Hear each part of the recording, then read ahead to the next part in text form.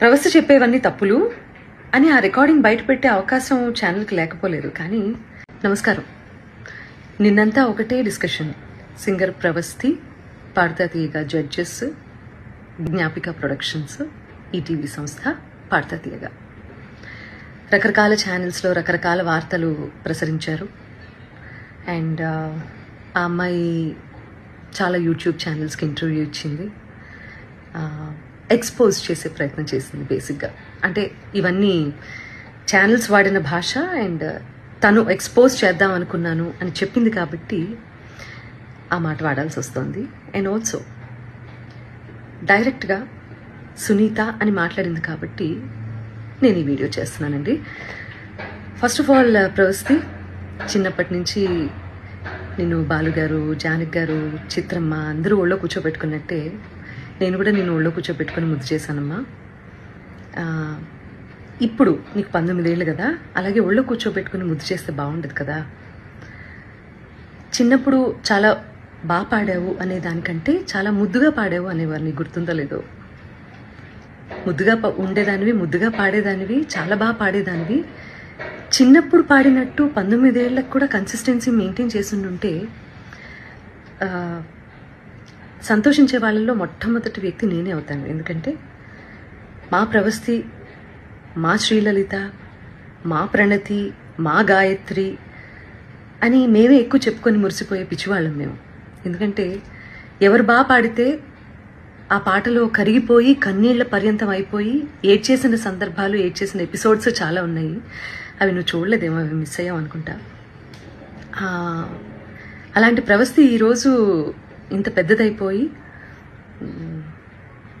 Road మీదకి వెళ్ళి ఇంతమందితో మాట్లాడి తన బాధలు వెళ్ళగక్కుని మమ్మల్ని మా గురించి చర్చించే స్థాయికి ఎదిగింది అంటే నాకు కొంచెం అసంతృప్తిగా కూడా ఉంది. But that doesn't matter for you, because నువ్వు చెప్పాలనుకున్నది చెప్పావు బయటకు వెళ్ళి. ప్రవస్థి, నీకు విషయం చెప్పాలమ్మా.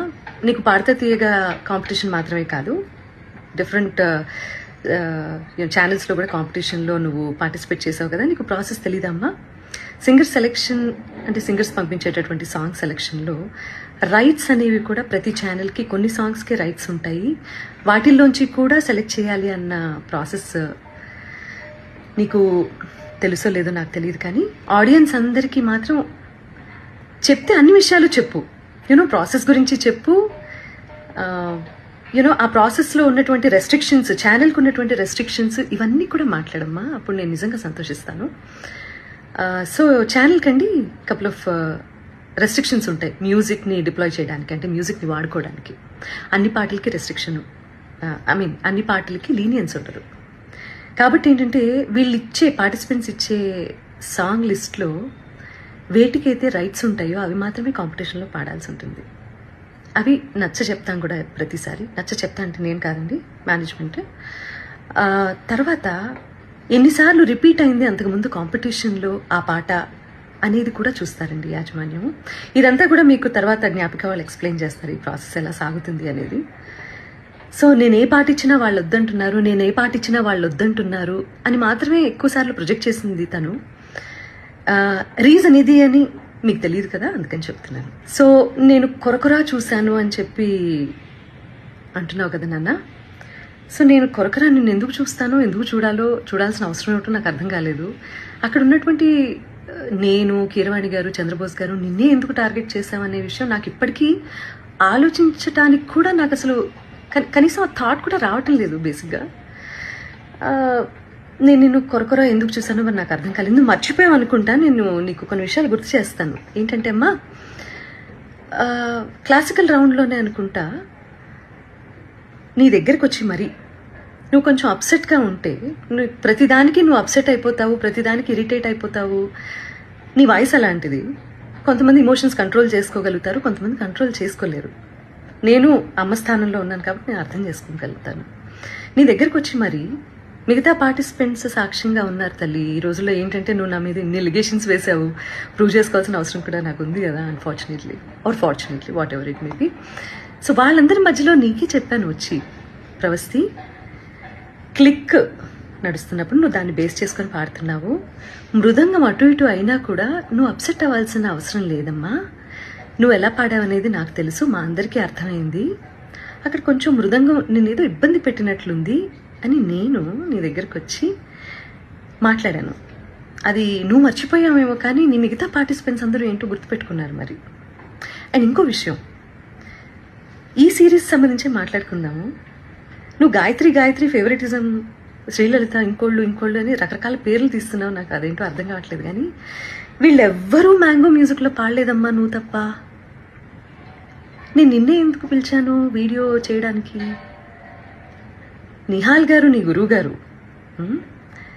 అష్టలక్ష్మి స్తోత్రం చేసినప్పుడు నేను వెనకాల కోరస్ బ్యాచ్లో నువ్వు పాడావు, గుర్తుందా నీకు?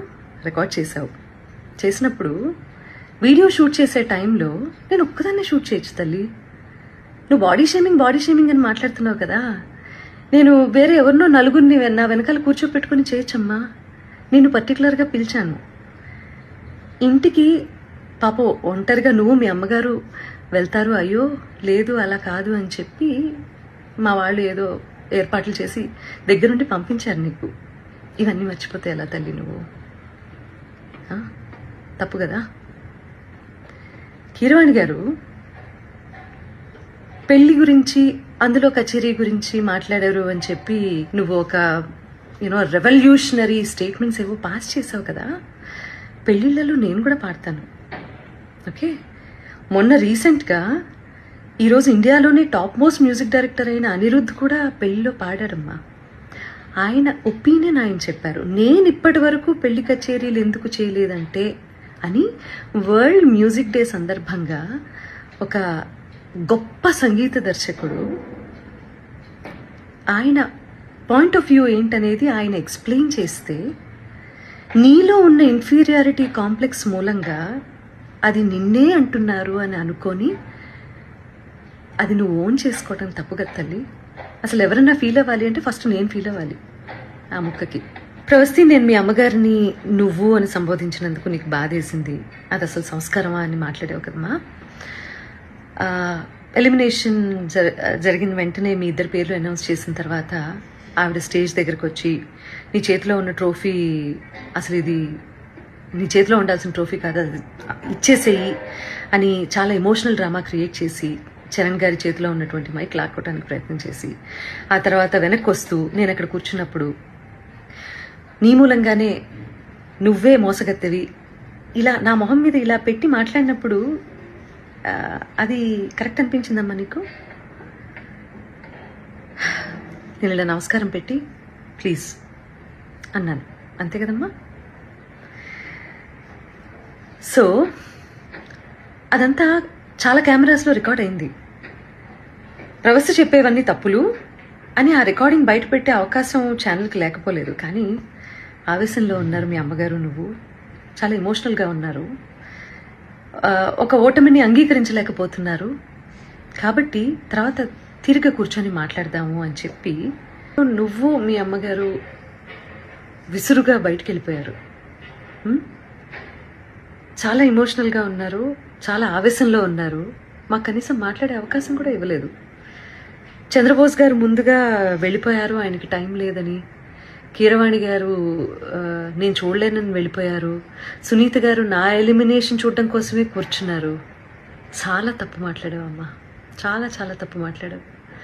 ఎవరు ఎలిమినేట్ అయితేనో, ఎవరన్నా ఒకళ్ళు జీవితంలో ఓడిపోతేనో సంతోషించేంత నీచమైన క్యారెక్టర్ నాది కాదు. ఈ మాట నీ మూలంగా ఇవాళ చెప్పుకోవాల్సి వస్తుంది. నేను చాలా బాధలు పడ్డాను, నేను కష్టాలు పడ్డాను జీవితంలో. నాకంటే లోయెస్ట్ పాయింట్ అనుభవించిన వాళ్ళు నా తోటి కళాకారుల్లో ఎవరూ లేరని నేను ఈరోజు చెప్తాను. అలాంటి నేను ఒకళ్ళ ఓటమి, నేను ఒకళ్ళు ఏడుస్తుంటే చూసి సంతోషించే రకాన్ని కాదు. ఏడుపు విలువ నాకు తప్ప ఎవరికి తెలియదని నేను ఫీల్ అవుతూ ఉంటాను. నాకే బాగా తెలుసమ్మా ఏడుపు అంటే ఏంటో, ఓటం అంటే ఏంటో, జీవితం అంటే ఏంటో. ఇవన్నీ మీ అందరికంటే ఎక్కువ నాకే తెలుసు.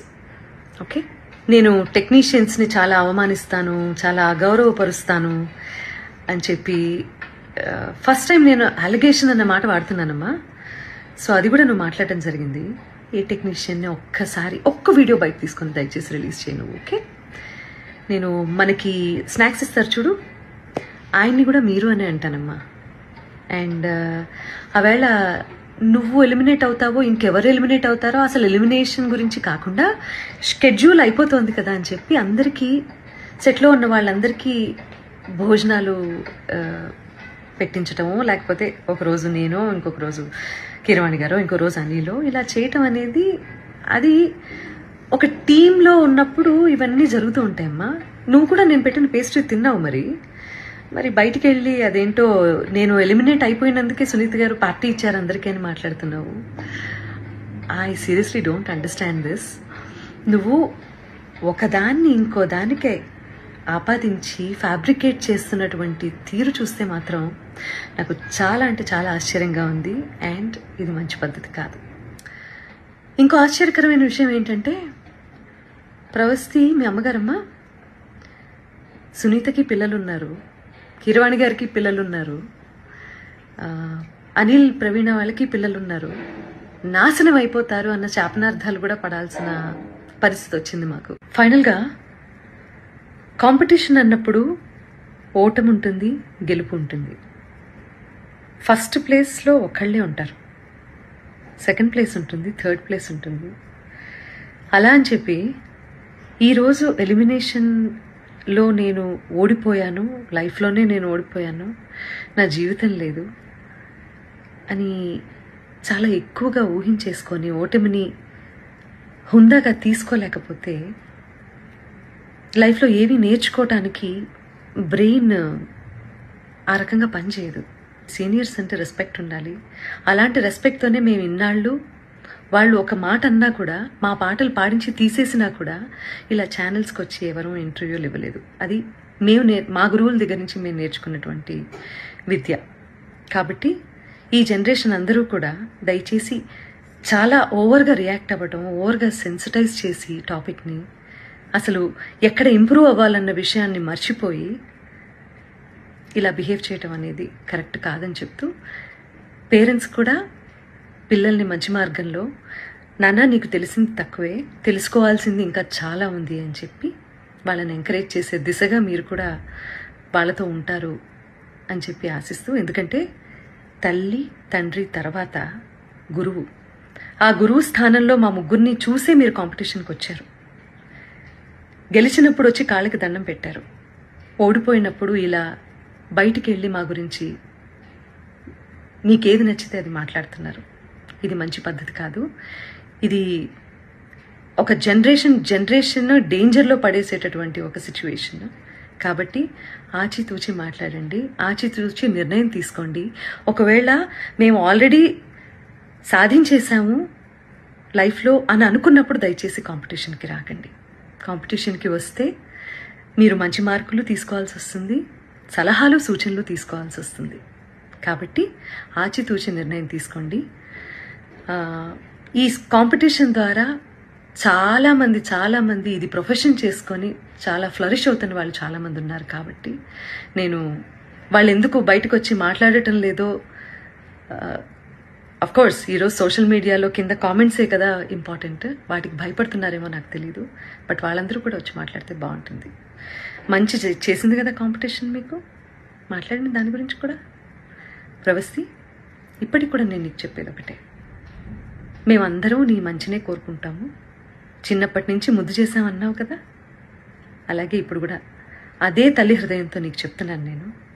నువ్వు ఆవేశంలో ఉన్నావు, కొంచెం కూల్గా ఆలోచించి జీవితంలో సరైన నిర్ణయాలు తీసుకొని మంచి గురువు దగ్గర సాధన చేసి మంచి మంచి పాటలు పాడి సంగీత ప్రపంచంలో నీకంటూ ఒక మార్క్ క్రియేట్ చేసుకుంటామని నేను కోరుకుంటున్నాను. ఎందుకంటే దేన్నైనా ఎవరైనా ఆపేంత కెపాసిటీ ఇక్కడ లేదమ్మా. ఎవరి టాలెంట్ని తొక్కేయలేరు, ఆపేయలేరు. అర్థమైందా? దానికి బెస్ట్ ఎగ్జాంపుల్స్ చాలామంది జీవిత చరిత్రలు ఉన్నాయి. వీలైతే నీకు టైం ఉంటే అవన్నీ ఒకసారి చదువు తీరిగ్గా, నీకే అర్థమవుతుంది. Okay, I wish you all the best and please take care.